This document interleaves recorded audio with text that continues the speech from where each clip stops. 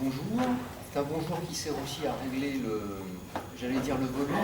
Il faut qu'on m'entende assez, mais pas trop. Donc est-ce que ce niveau de volume convient? Est-ce qu'on m'entend au fond? Merci Baptiste pour cette invitation qui m'honore et qui me procure un grand plaisir. Je me réjouis vraiment, non pas seulement de donner la conférence qui va suivre, mais aussi de participer à l'ensemble des 2 journées. Et merci aussi à vous tous, par avance pour votre indulgence, peut-être même pour votre patience, mais aussi, je souhaite au fond, pour votre impatience, qui est toujours l'indice à la fois d'une envie d'achèvement ou de parachèvement, et celui de l'insatisfaction que cet achèvement ne soit jamais réalisé tout à fait, qui pourrait y prétendre en effet. Mais j'espère au moins que les pistes qu'on aura annoncées ici, et peut-être commencer de suivre, vous seront apparues bien orientées, novatrices et prometteuses. Dans cette conférence, je ferai référence à d'assez nombreux auteurs et à d'assez nombreux ouvrages, et pour la commodité et pour la fluidité, je donnerai très peu de citations, mais la version écrite de mon texte comportera bien sûr toutes les références bibliographiques auxquelles vous pourriez vouloir vous reporter. Cette conférence, je lui ai donné un titre sans doute énigmatique, si ce n'est pour ceux d'entre vous qui seraient familiers de la phénoménologie de Michel Henry. Le management, épreuve charnelle. Mais ce n'est pas une facétie. C'est bien plutôt parce que je conçois que ce de quoi il retourne, dans le management comme dans la vie en général, que ce qui est engagé en toute première instance et en toute première urgence est bien ce que Henry appelle la chair. Donc voyons maintenant comment. Donc le management, épreuve charnelle. Avec votre permission, je vais tomber la veste parce qu'il fait finalement assez chaud ici. Et je gage que ça ne va pas changer dans la journée. Si vous aviez défini un champ de recherche à partir du seul diptyque civilisation et barbarie,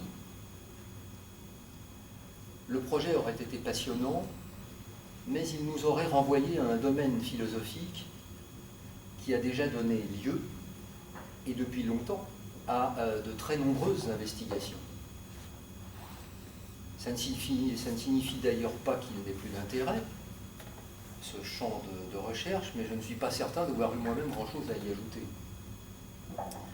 Si au contraire vous étiez parti d'un autre diptyque possible, management et barbarie, vous auriez renvoyé à quelque chose comme l'ère du temps,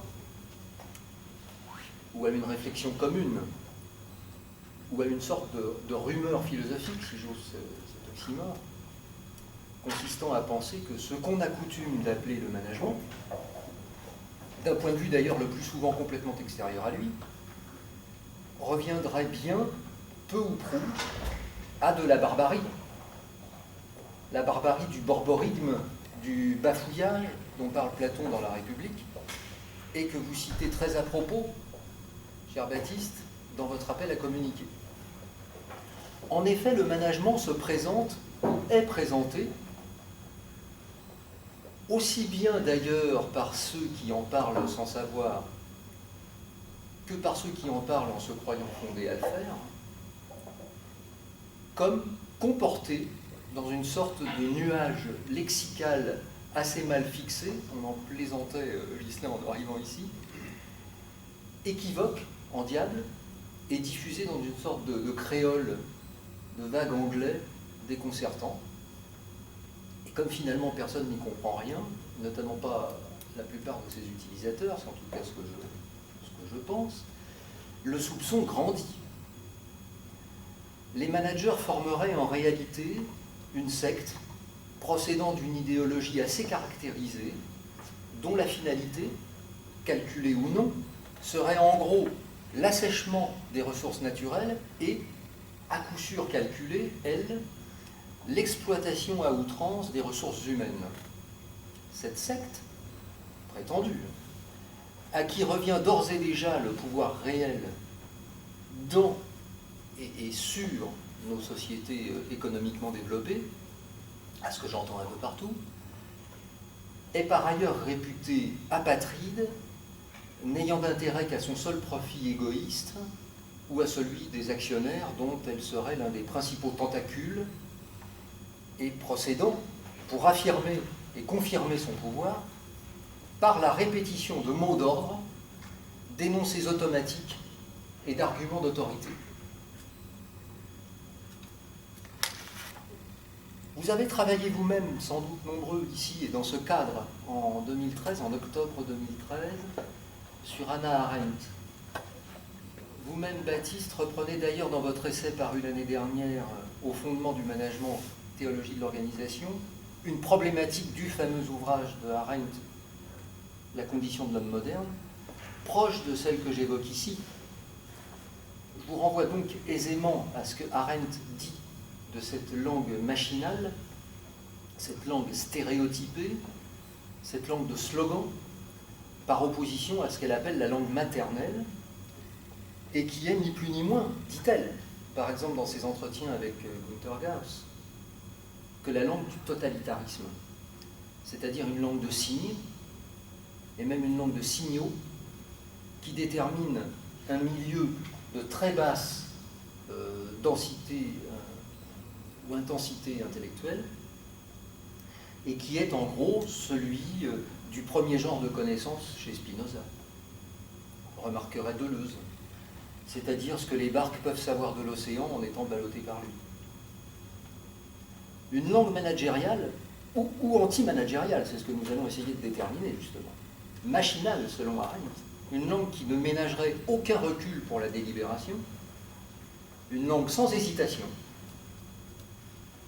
serait aussi la langue que Spinoza appelle prophétique. C'est dans le chapitre 2 de son traité théologico-politique. Les prophètes n'étaient pas certains, là je cite exceptionnellement Spinoza, les prophètes n'étaient pas certains de la révélation divine, dit-il, par la révélation elle-même, mais par quelques signes, comme on peut le voir dans la Genèse, chapitre 15, verset 8, où Abraham, après avoir entendu la promesse que Dieu lui faisait, lui demanda un signe. Cela est plus évident encore pour Gédéon. « Fais-moi, dit-il à Dieu, un signe, afin que je sache que c'est toi qui me parles. » Tout cela fait donc bien voir, conclut Spinoza dans ce chapitre 2 du traité, que les prophètes ont toujours eu quelques signes qui les rendaient certains des choses qu'ils imaginaient. Alors, c'est un petit détour que je continue à l'instant, quelques instants, parce qu'on voit au passage l'effort et le pari véritablement révolutionnaire d'un Descartes lorsqu'il instaure le doute, c'est-à-dire ce qui définit l'espace délibératif par excellence, en tant que principe même de la connaissance. Il ne s'agit pas seulement de révoquer les prétendus savoirs scolastiques, mais bien d'une tentative de sa part prométhéenne de renverser une structure psycho-affective archaïque et néanmoins impérieuse, quelle que soit l'époque, y compris la nôtre, c'est-à-dire un désir primordial pour l'attestation, pour la certitude. Et ce faisant, Descartes lui-même renforce ce trait de la passion de certitude, après l'avoir mise à l'épreuve, car évidemment le doute est lui-même à la fois conditionné par cette passion et vecteur de celle-ci. La certitude, en effet, tout apparemment prophétique qu'elle soit, étant bien entendu aussi la première vocation de Descartes.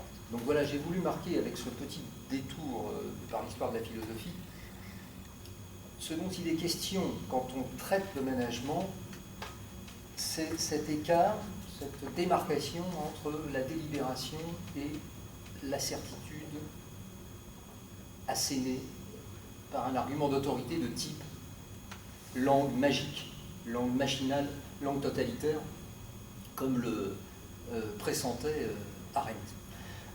Donc nous avons maintenant un premier marqueur entre ce que détermine la langue des signes, la langue des signaux, la langue machinale et prophétique, la langue des mages, la langue de l'exécution en fait, et ce que détermine la langue du doute, de la délibération, en un mot de la raison. Et ce marqueur démarquerait quoi, justement?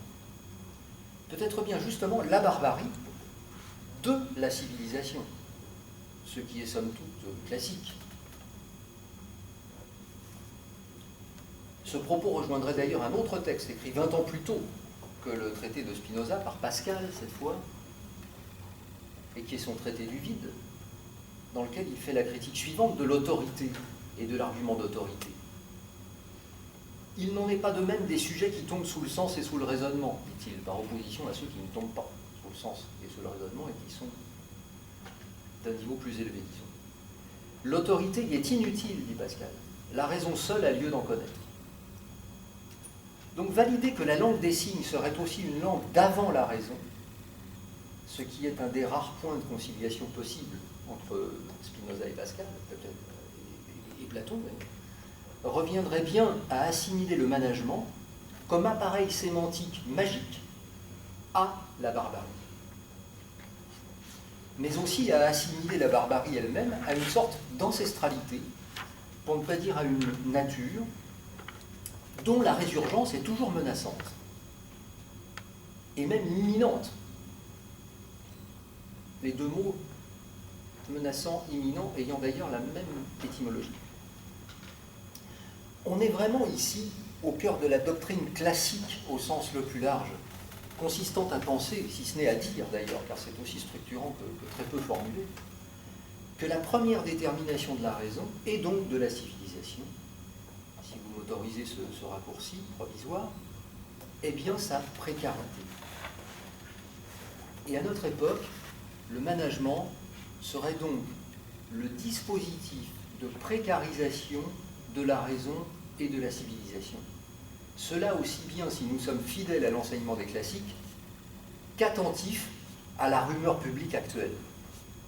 En un mot, cette rumeur pseudo-philosophique qui accourt assez généralement à propos du management, ce serait finalement cela, de lointaines sources, mais de sources certaines, on vient de le voir. Le management serait, en tant que langue des signes, un instrument totalitaire, une langue seulement prescriptive, seulement prophétique, une langue de l'asservissement, et qui préparerait donc, voire précipiterait, avec douceur, ou des simulacres de douceur, la barbarie. On ne tue pas les gens, pas encore, dans des camps, mais on les tue à la tâche. Et au passage, on leur confisque quasiment dans l'œuf, parce qu'on observe que le management, en ce moment même, essaime hors de l'entreprise, dans les écoles, dans les familles, dans les institutions publiques. Un ami prêtre me disait il y a 15 jours, même dans l'église. Et finalement, ce qu'on leur confisque quasiment dans l'œuf, ce sont des biens aussi précieux que ce que Heidegger appelle la pensée méditante. Le management comme Göstel, ou plutôt comme Marenschaft, c'est-à-dire l'impérieux, l'injonction, l'exécutoire sans recul, pour les enferrer dans une servitude, d'abord certes involontaire, mais une servitude si pernicieuse, si compensée par des futilités illusoires que le plus grand risque est bien qu'elle devienne, qu'elle soit déjà devenue volontaire. Le cauchemar de la Boétie, en quelque sorte, qui dans sa jeune et fulgurante inspiration avait envisagé le pire dès le début du XVIe siècle dans son fameux discours.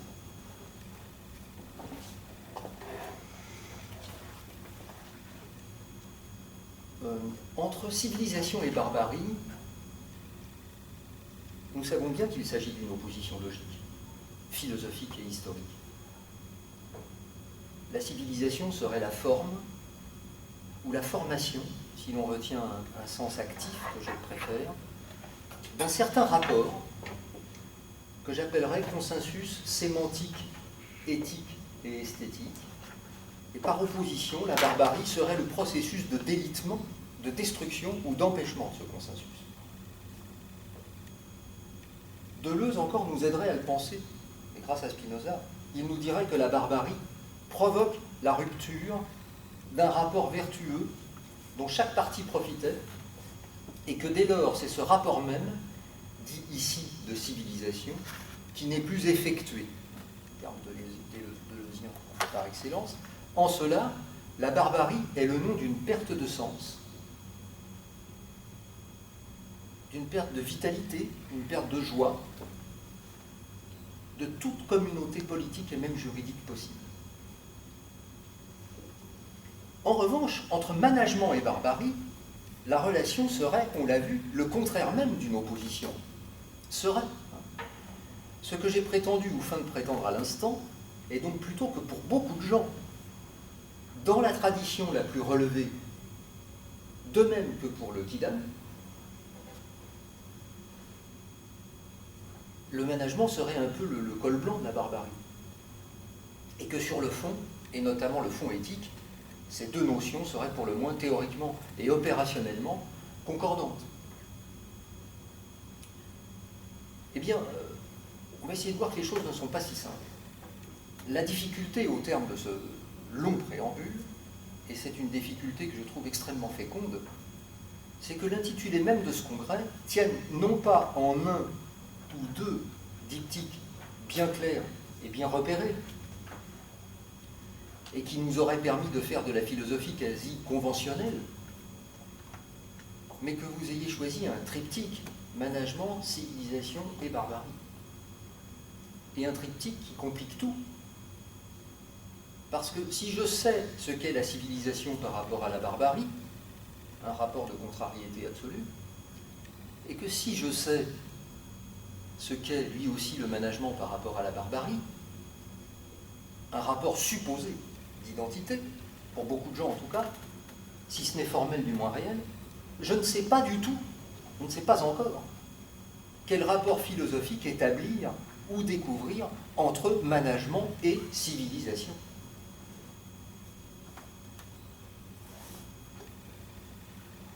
Or, vous pourriez me dire que puisque le management est réputé avant-coureur ou avant-courrier de barbarie, et que la barbarie est le contraire de la civilisation, alors le management serait aussi, par transitivité, le contraire de la civilisation. Ce serait identiquement à la barbarie que le management s'opposerait à la civilisation.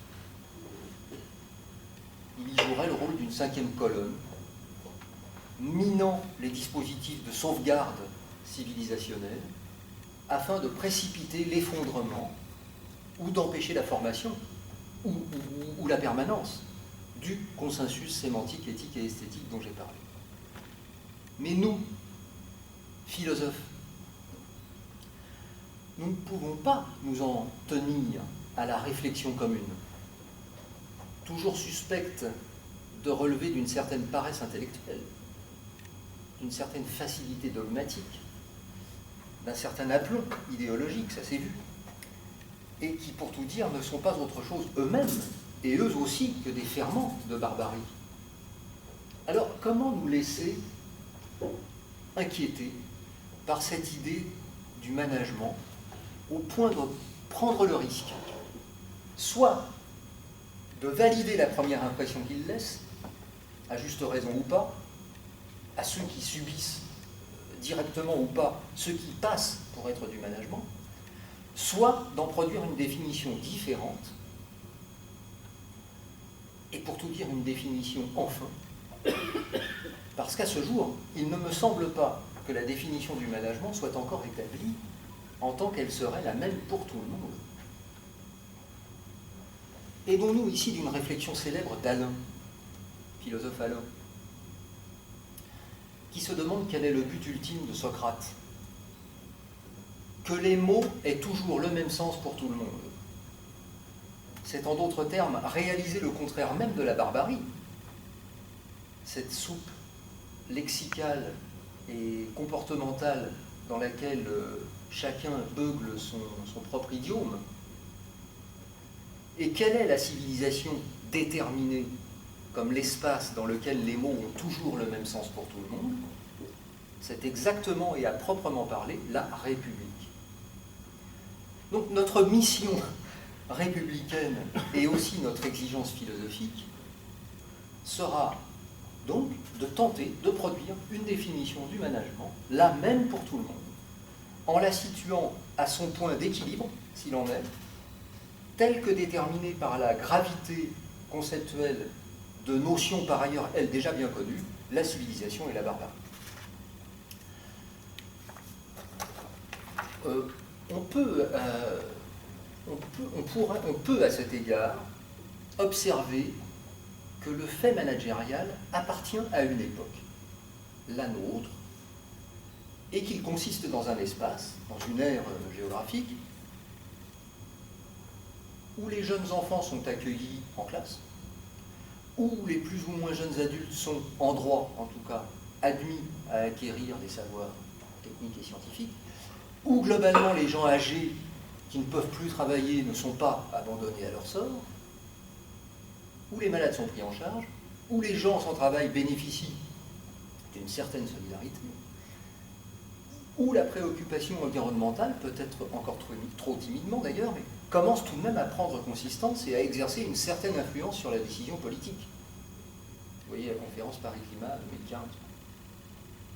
Bon an, mal an, quels que soient les risques qui pèsent sur ce modèle solidaire et déterminé par des considérations d'intérêt général, on peut remarquer de bonne foi que ces fondamentaux font tout de même l'objet d'un consensus éthique traduit en action politique relativement constante, elle-même garantie par un appareil juridique globalement stable et même fléché positivement pour ce qui concerne l'environnement par exemple.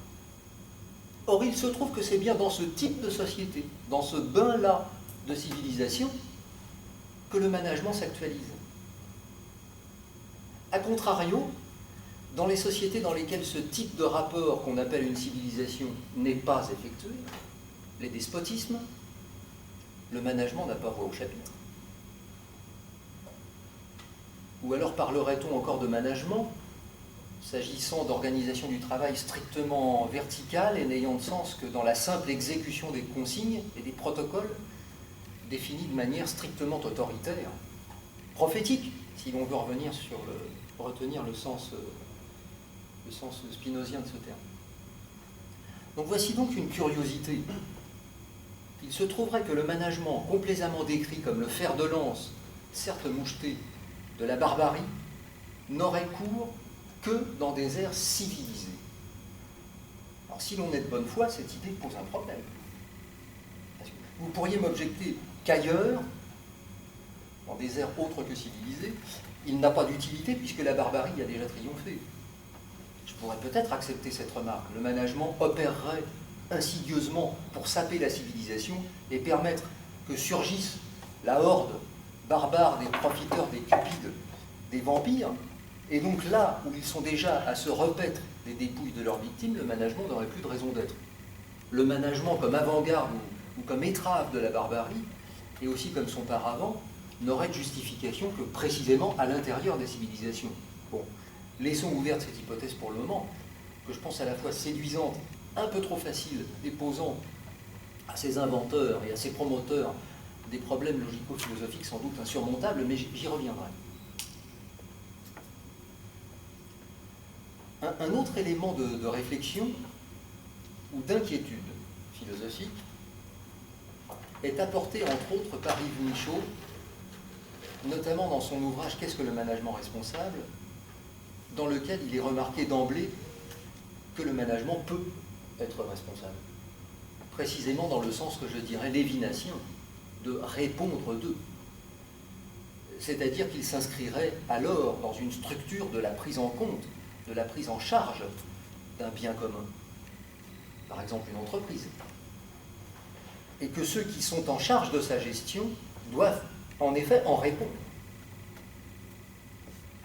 Ghislain Deslandes, bien connu ici, approfondit ces points dans son essai paru en 2013, notamment dans le chapitre 2, intitulé « Le gouvernement de soi constamment rapporté à Socrate », qui est un titre à la manière de Kierkegaard, bien dans sa plaisante façon, et dans lequel il souligne qu'un manager digne de ce nom, c'est-à-dire correspondant à la définition du terme, est aussi et d'abord constitué en être moral, c'est-à-dire voyant juste, parlant vrai, c'est la parésia en grec, travaillé par Foucault, le parler vrai, travaillé par Foucault dans son cours du Collège de France en 82-83, et soucieux, ce manager, du bien commun, au moins autant que du sien propre. on voit que cette idée du management, toute moderne qu'en soit la notion, est repérable dans une généalogie qui, elle, remonte loin d'ailleurs. Le management, c'est-à-dire étymologiquement l'art de ménager, de bien gérer, de bien agencer, de bien conduire, si vous voulez, on en trouve trace dès l'Antiquité, chez Xénophon par exemple. Mais encore,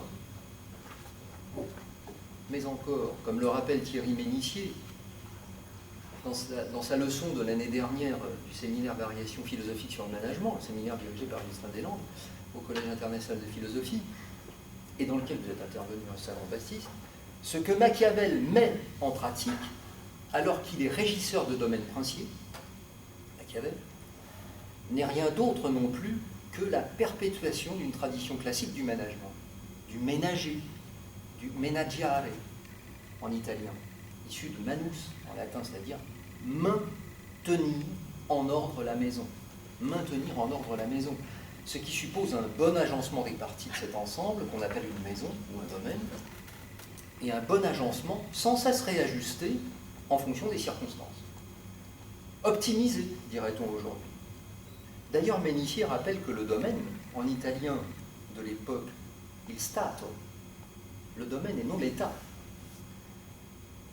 est le cercle rapproché, la maison, la maisonnée, les gens et les choses, et les usages où gens et choses consistent conjointement, et dont la prospérité et la postérité sont le but commun et éminemment celui du manager, dont c'est d'ailleurs le seul but.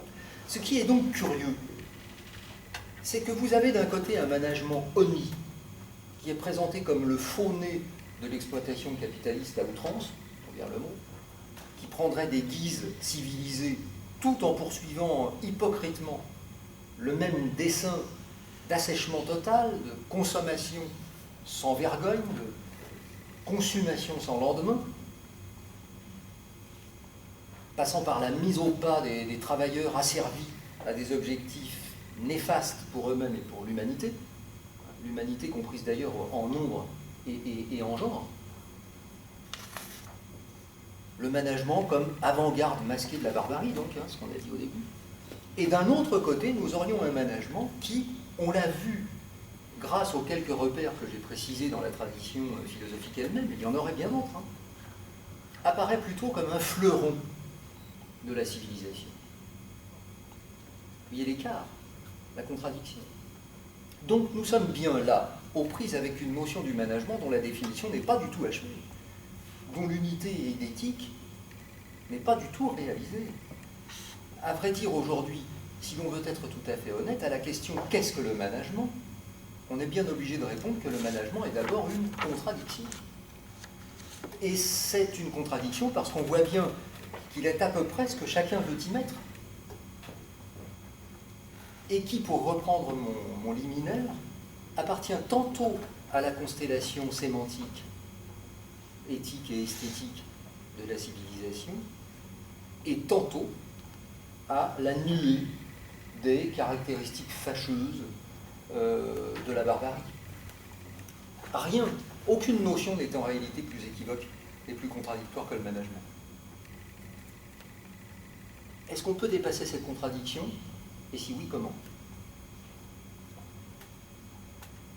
Je voudrais évacuer assez vite une trivialité qui consisterait à penser que le management a ou aurait bien commencé, entre guillemets. On se rappelle Socrate, Xénophon, Machiavel, et puis qu'il a ou qu'il aurait irrémédiablement mal tourné depuis en gros l'essor du capitalisme, renforcé plus récemment par le dévergondage de ce qu'on a désormais coutume d'appeler l'ultralibéralisme, lequel aboutit à un type de rapport destructeur de tout autre rapport, qui s'assimile un peu à ce que Rousseau écrit dans le Contrat social. Là, je ne résiste pas au plaisir de le citer. Je fais avec toi une convention tout à ta charge et tout à mon profit, que j'observerai tant qu'il me plaira et que tu observeras tant qu'il me plaira. Ainsi, y aurait-il eu un bon management jadis, dans les temps glorieux, et un mauvais depuis? Si oui, de quand date le tournant? On pourrait risquer une explication engelsienne. je n'ose pas dire marxiste parce que Marx n'est jamais si sommaire, qui consisterait à dire, dans le droit fil d'une anthropologie peut-être un peu surannée, que le tournant date de l'industrialisation. Qu'avant cela, nous avions un mode d'organisation civilisé, et que depuis, l'industrialisation ayant produit des prolétaires et concomitamment des plutocrates surenrichis par le travail prolétarien, nous aurions un management barbare ou annonciateur ou fauteur de barbarie qui n'aurait de civilisé que finalement que son formalisme, que c'est dehors bourgeois, pour dire le mot. En réalité, même Engels ne dirait pas ainsi, parce que pour lui, les signes, encore eux, les signes de l'aliénation ou de l'exploitation, selon qu'on choisit un vocable marxiste d'après ou d'avant les manuscrits de 44, est finalement sans date. Elle s'enracine dans une espèce de déviance originelle à partir d'une fiction de droit naturel ou d'état de nature perverti. C'est un modèle purement mythologique de scène primitive dévoyée, si vous voulez, ou biblique, si vous voulez. Mais disons tout de même que selon ce modèle historico-anthropologique, le mal n'en finit pas de croître. On ne sait pas ni quand ni si il a commencé un beau jour, mais on sait en tout cas qu'il empire tous les jours et que ça va mal se terminer, et y compris pour le capitalisme lui-même, ainsi que pour son petit lieutenant de bonne mine qu'on appelle le management. Je ne dis pas qu'il n'y a rien à retenir dans ce type d'analyse. Je suis le premier à penser, par exemple, que le XIIIe siècle français, que la doctrine de la Troisième République avait à dessein dépeint comme le piteux Moyen-Âge, celui de l'obscurantisme, du despotisme, de la barbarie déjà, était en fait un siècle assez lumineux, dans lequel il me semble que la distorsion sociale et symbolique entre un serf et son seigneur était moins marquée que celle d'aujourd'hui, entre d'une part un chômeur de longue durée en fin de droit désocialisé, et d'autre part un nabab de la city. Mais cependant, il existe aussi de nos jours, en France notamment, ne serait-ce que dans le droit social et dans la pratique ordinaire des entreprises, de certaines entreprises, de très nombreux cas d'organisation plutôt vertueuse du travail, dans lesquels les managers, justement, ont intégré que le bien-être au travail est gage de réussite individuelle et collective, que privilégier des fournisseurs socialement et environnementalement fiables est une façon plus certaine de maintenir durablement sa maison que de se tourner vers des flibustiers, et que la responsabilité sociale ou sociétale des entreprises, sur laquelle travaille notamment Emmanuel Picavet à Paris 1, n'est pas qu'une lune évanescente, mais bien un point d'appui pour le développement harmonieux d'une entreprise dans son écosystème, business cité. Le management était-ce donc mieux avant? Autant d'exemples l'attestent et autant montrent le contraire. En un mot, il y a eu des systèmes anciens d'organisation du travail ou d'organisation sociale qui furent des monstruosités au regard d'une définition idéale du management. Je pense à Ithaque, abandonné aux prétendants en l'absence d'Ulysse, c'est-à-dire à la goinfrerie, à la cupidité, ce que Platon appelle la pléonexia, l'insatiabilité irresponsable. Et il y en eut aussi, peut-être, d'excellents dans le passé. On a tendance à réhabiliter en ce moment, par exemple, l'organisation du travail d'édification des pyramides d'Égypte. En tout cas, il est certain qu'il en existe aujourd'hui même à la fois d'exécrables, d'une part, l'extraction de pierres précieuses au profit de grands groupes effectuée par des enfants dans des boyaux de mines en Afrique de l'Ouest, la confection de vêtements dans des usines de textiles asiatiques où des esclaves s'exténuent à produire des objets dont la vente ici même dans nos pays profite là encore à des groupes dominateurs et sans scrupules, etc. En Europe et en France même, les exemples répugnants ne manquent d'ailleurs pas. Mais d'autre part, à contrario, On connaît des entreprises dans lesquelles ce qu'on appelle les parties prenantes sont prises effectivement en compte.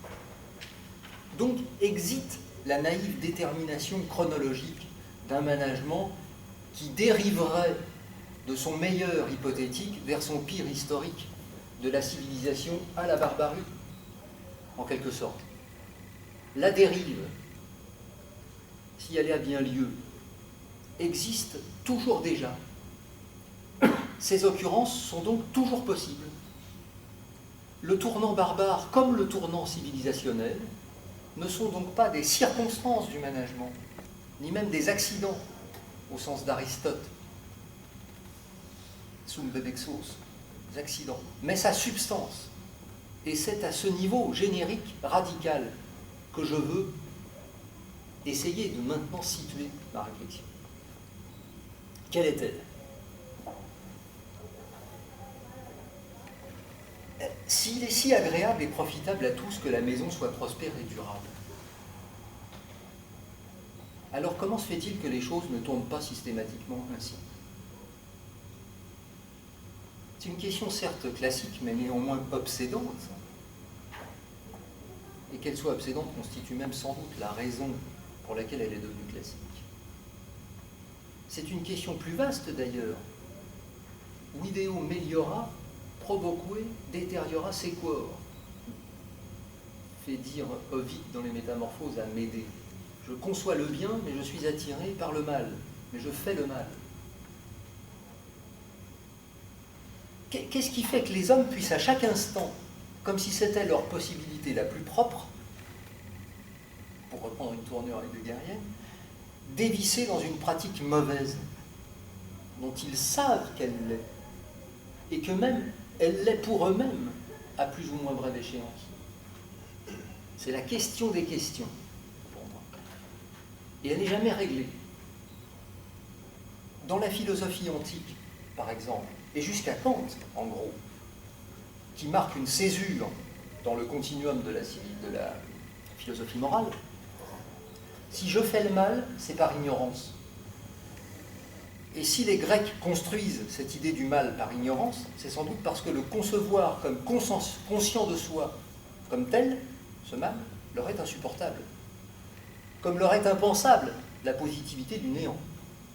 Et comme la positivité du mal et celle du néant resteront impensables pour toute la philosophie classique, d'ailleurs, ainsi, je ne peux pas, si je suis un grec, mais non plus du point de vue de Descartes ou Spinoza ou Leibniz ou Wolff, faire le mal sciemment. Je ne peux pas.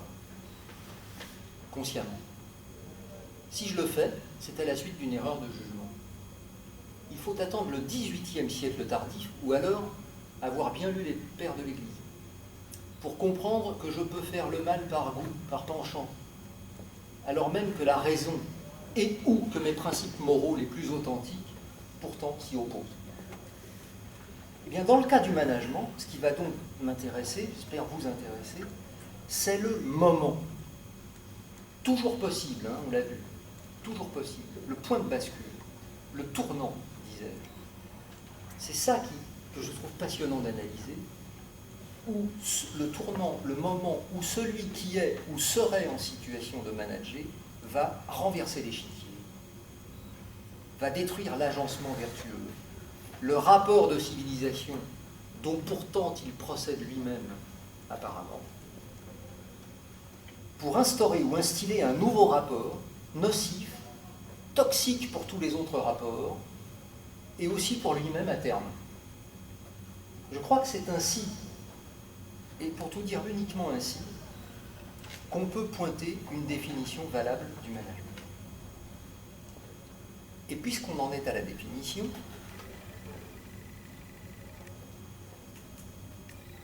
je crois utile de faire un point de méthode rapide. En effet, produire une définition, c'est pas possible finalement si on se place comme au centre du champ de force d'une notion, du champ de force, entre guillemets, d'une notion, et qu'on regarde d'assez loin les frontières de ce champ, là où commencent les turbulences éventuelles, les crises, les césures, les effondrements. Ce serait comme produire la définition de l'État du point de vue même de sa pétition institutionnelle, du point de vue de sa pleine officialité. On n'arrive jamais à rien produire de philosophiquement valable en pratiquant ainsi. Non, une définition se repère, se remarque, s'exhibe là où elle a lieu comme définition, justement, sur les limites, sur les frontières, c'est-à-dire quand quelque chose menace de devenir autre chose, quand est là où cette chose libère la possibilité de son propre alien, de son propre monstre. C'est bien là qu'une chose peut être atteinte dans sa définition même. Sinon, on dirait du nazisme, c'est l'engouement populaire, c'est la fin du chômage, c'est la voiture du peuple, et on aurait dit quoi du nazisme en tant que tel, si on ne se portait pas plutôt sur sa limite, là où surgit son monstre, qui est aussi en propre sa définition, c'est-à-dire le génocide des Juifs, des Tziganes, le massacre des malades mentaux et des homosexuels, l'asservissement des peuples, le dogme raciste. Vous pouvez aussi essayer de faire une définition du stalinisme en passant par ses propres devises et principes proclamés. Beaucoup s'y sont essayés, jadis. Mordicus. Si vous ne dites pas le goulag, les famines organisées, le délire paranoïde conduisant aux oppressions et répressions majeures, vous n'aurez rien dit du stalinisme. La bonne question est donc, quelle est la définition du management par son propre monstre? Ce que je pense au fond, ce que j'essaie de penser au fond, c'est que la définition du management, ange ou bête, n'est pas possible en vérité. Si l'on ne fait pas l'effort d'entrer maintenant dans la tête et même dans le cœur d'un manager, du manager lui-même, et de repérer non pas tant quand et où sort le monstre du management, mais celui du manager. Quand et comment le manager devient-il ou peut-il devenir ce monstre qui campe aux limites définitionnelles civilisées du management? Comme les titans et les géants défaits par les Olympiens campaient aux limites du monde connu, du monde mesuré.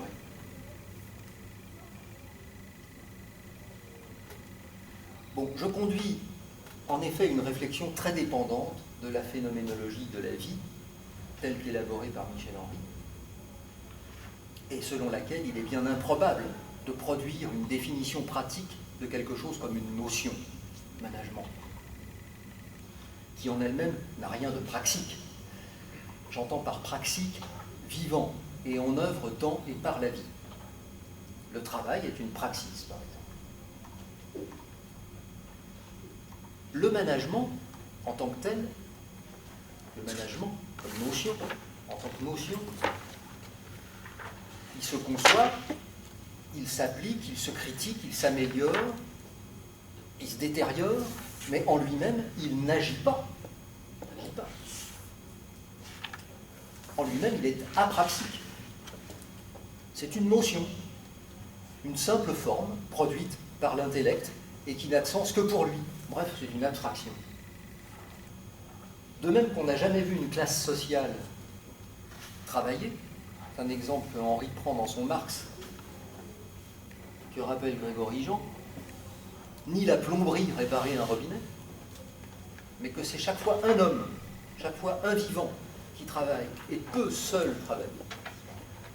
De même, un train n'entre jamais en gare, car un train n'entre nulle part. Entrer quelque part, et où que ce soit, est une praxis. Non plus qu'une table ne touche un mur, ou une assiette, une table, car toucher est une praxis.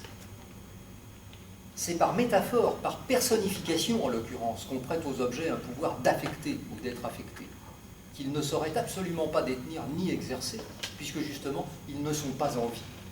C'est pourquoi je m'attache maintenant à travailler sur le manager, plus que sur le management. Être en vie, c'est quoi? Être en vie, c'est quoi? C'est pouvoir éprouver.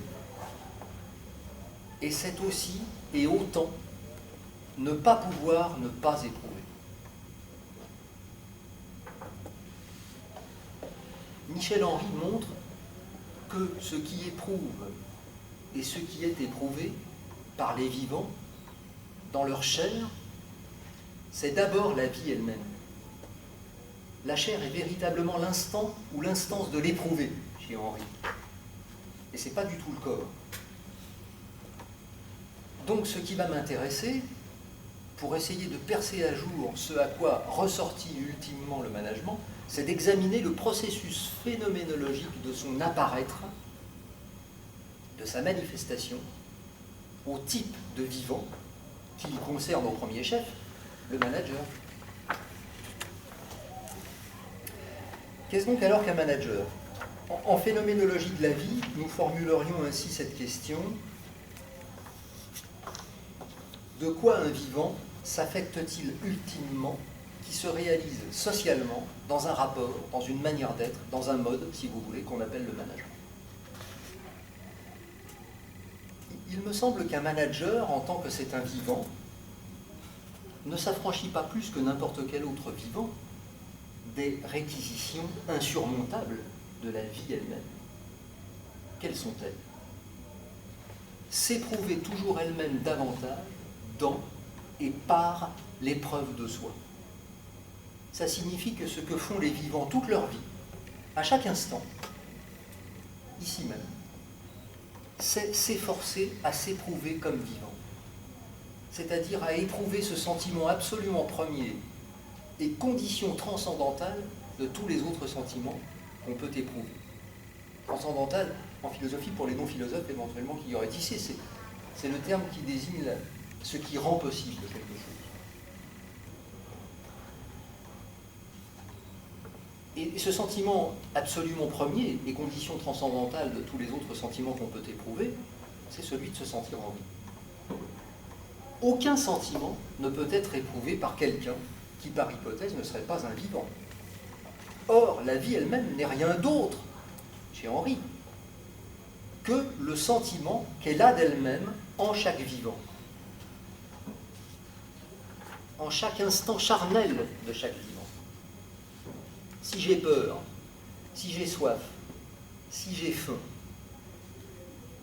si comme toute chair éprouvée, éprouvant, je suis sans cesse dans le manque et donc dans le besoin, et que ce manque et ce besoin m'affectent sans cesse de sentiments de joie ou de souffrance, selon qu'ils sont satisfaits ou non, je n'éprouve ces deux sentiments cardinaux de joie ou de souffrance, et secondairement tous les autres sentiments possibles, que parce que d'abord la vie s'incarne dans la chair que je suis, dans cet apparaître à moi-même primordial, qui se joue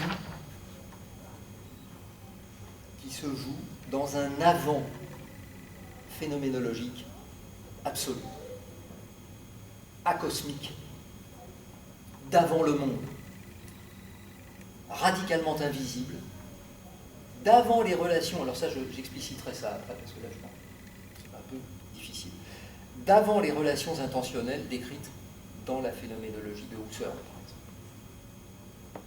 Or, cet avant du monde, où je m'éprouve moi-même comme vivant dans le mouvement même de la vie, se donnant à elle-même dans la chair qui me devient, et dès lors dans ma chair, est vraiment le fond, le fundamentum inconcusum de Descartes, le socle d'apodicticité de toute philosophie possible. L'attestation du réel est ce que j'éprouve, et que ce que j'éprouve est absolument indubitable. Je prends un exemple. Si je rêve que je tombe, c'est un exemple que prend Henri, c'est directement puisé à la source, c'est-à-dire dans Descartes, en tout cas à sa manière, dans le traité des passions de l'âme. Si je rêve que je tombe dans le monde, c'est-à-dire dans le règne des corps, je ne tombe pas, je ne me casse rien. Mais dans la vie, c'est-à-dire dans le sentiment que j'en ai, dans le vécu proprement dit, dans la pure praxis vivante, l'éprouvé de ma chute est absolument certain. Autre exemple, quand Descartes dit « je pense donc je suis »,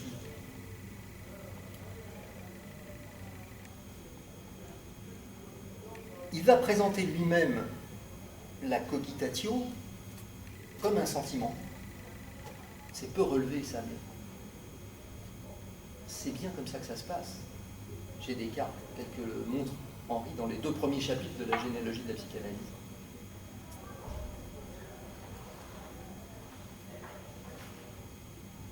Penser, c'est toujours avoir le sentiment de penser.